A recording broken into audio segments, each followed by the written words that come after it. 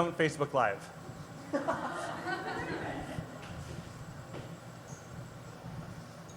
Right?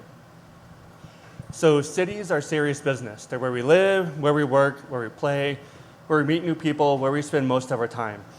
80% of Americans live in urban areas, and there are economic engines of where we all go.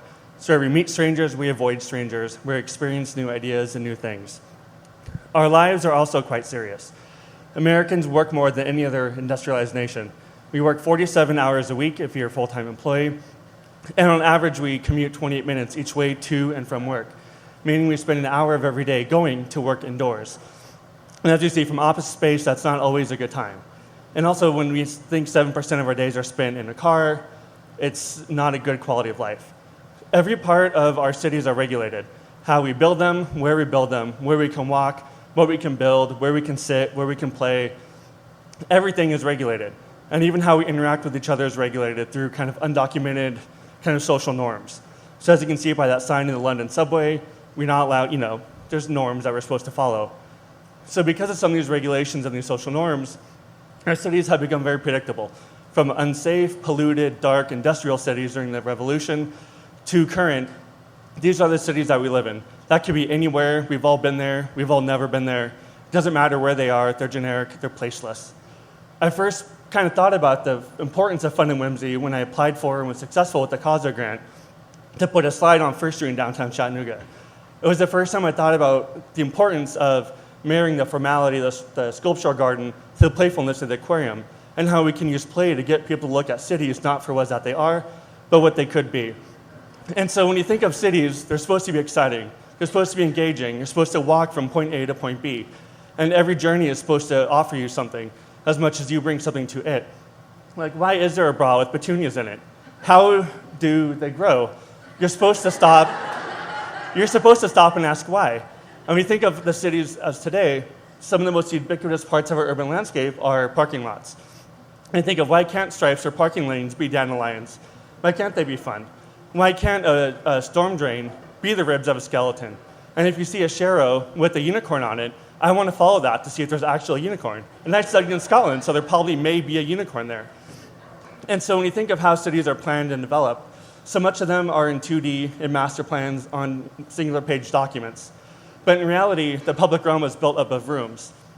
And the rooms are the buildings, the ceilings, and the trees, and the sky are what's above us. So how can we activate what's above us to get people to look up and see things not for what they are as what they could be?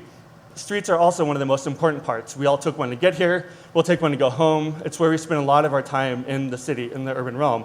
We have to cross them. Why can't that be an experience? Why does that have to be something that's generic? It can be something engaging, something you look forward to, something unexpected that gets you to see the surroundings not for what they are, but what they could be.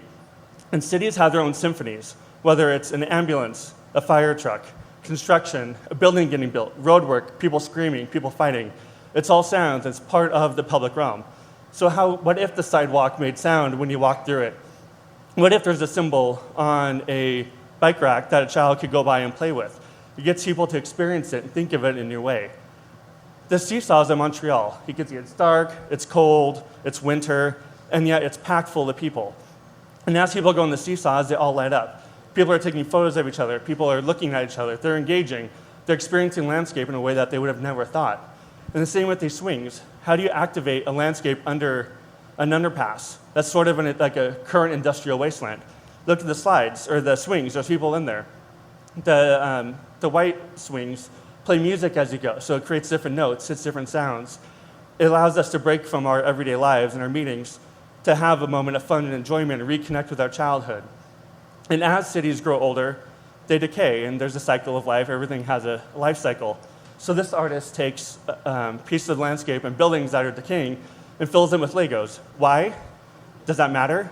It kind of shows you that it's fun, it's unexpected, and it gets you to stop and look. Public transport is one of the most important parts of urban landscape.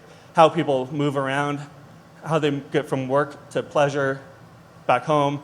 Why can't it be a living room? Why can't there be a swing?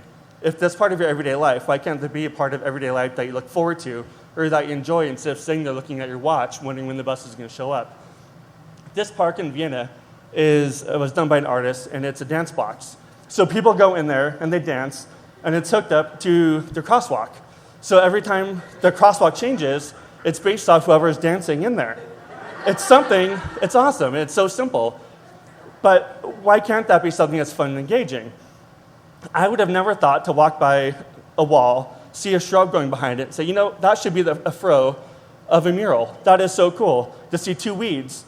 Like if I was walking by and I saw a cheerleader with pom-poms as weeds, I would stop and look at that and say, huh, that's the whole point.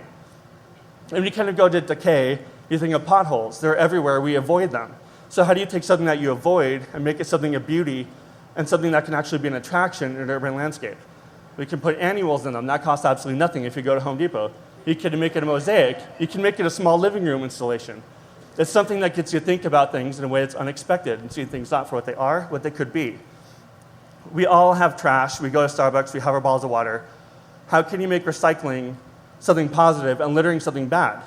Like, why if you did a hopscotch to where you had to throw away your trash? What if it was a challenge to see if you can get it up in that bin? It's something to really make it an engagement, an actual activity. And this was in Rotterdam.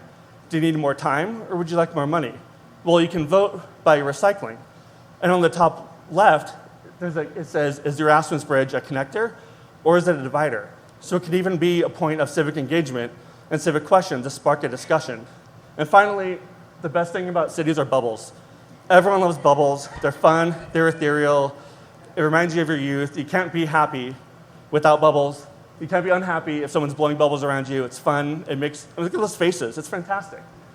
It's great. So the theory to a successful city is bubbles. Thank you.